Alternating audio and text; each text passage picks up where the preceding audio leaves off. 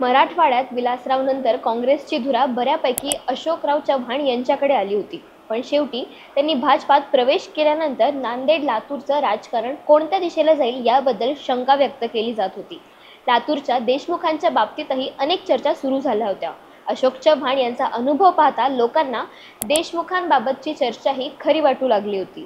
देशमुखांनी अखेर ती चर्चा खोटी ठरवली. त्यानंतर काही महिन्यांपूर्वी लातूर येथे झालेल्या कार्यक्रमात आमदार अमित देशमुख यांचे बंधू अभिनेता रितेश देशमुख यांनी विलक्षण भाषण देऊन काँग्रेस कार्यकर्त्यांमध्ये एक स्फूर्ती भरली. ते भाषण खूप गाजलं. एखाद्या निपुण राजकारण्याप्रमाणे त्यांनी राज्यातील वर्तमान राजकीय परिस्थितीवर मत व्यक्त केले होते.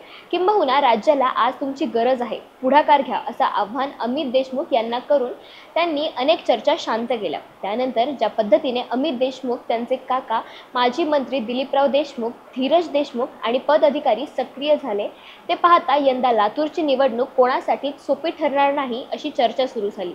आता शेवटी कोणाचे कोणते डाव कसे ठरले आणि त्याचा परिणाम निवडणुकांवर कसा होईल हे या व्हिडिओच्या माध्यमातून पाहूया. नमस्कार, मी अदिती खडकीकर आणि तुम्ही बघतायत महाराष्ट्र भूमी.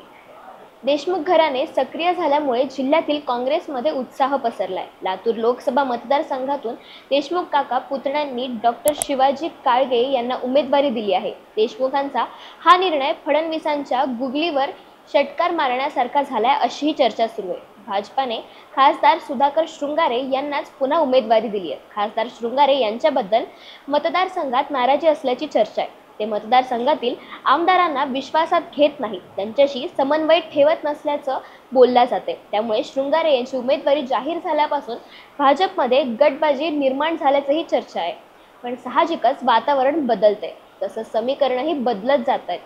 देशमुख काका पुतण्यांनी ही निवडणूक इतकी गांभीर्याने घेतली आहे की यामध्ये माजी मुख्यमंत्री दिवंगत विलासराव देशमुख यांच्या पत्नी वैशालीताई देशमुख या स्वतः प्रचारात उतरल्या आहेत. अर्थात भाजपनेही डाव टाकले आहेतच. काँग्रेसचे ज्येष्ठ नेते माजी केंद्रीय गृहमंत्री शिवराज पाटील चाकूरकर यांची सून अर्चनाताई पाटील चाकूरकर यांनी भाजपमध्ये प्रवेश केला. उमेदवारी देताना जातीय समीकरणांचा विचार करून डॉक्टर काळगे यांना उमेदवारी देण्याचं ठरवून देशमुख घराण्यानेही मोठी खेळी केली. कारण काळगे हे जंगम समाजाचे आहेत. लिंगायत समाजात जंगम गुरुस्थानी असतात.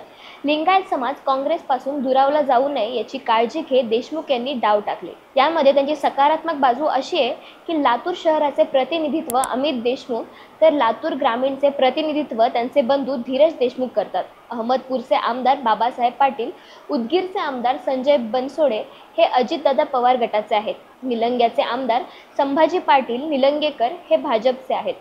नांदेड जिल्ह्यातील लोहा विधानसभा मतदारसंघाचा लातूर लोकसभा मतदारसंघात समावेश आहे. लोह्याचे आमदार श्यामसुंदर शिंदे हे शेतकरी कामगार पक्षाकडून निवडून आले असल्याने ते देशमुखांच्या पाठीशी आहेत. दुसरी गोष्ट म्हणजे काळगे यांचे वडीलही शेकापमध्ये काम करत होते, त्यामुळे नक्कीच ही त्यांच्यासाठी जमेची बाजू आहे.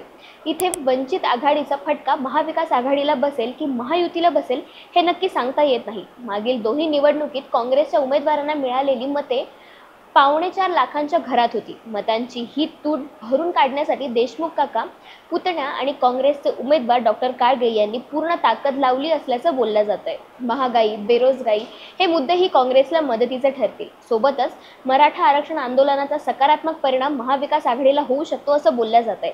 परिवर्तनासाठी जशी काँग्रेसला मेहनत घ्यावी लागणार आहे त्याचप्रमाणे भाजपालाही जागा राखण्यासाठी कसरत करावी लागणार आहे. पण याबद्दल आपल्याला काय वाटतं कमेंटमध्ये नक्की सांगा. धन्यवाद.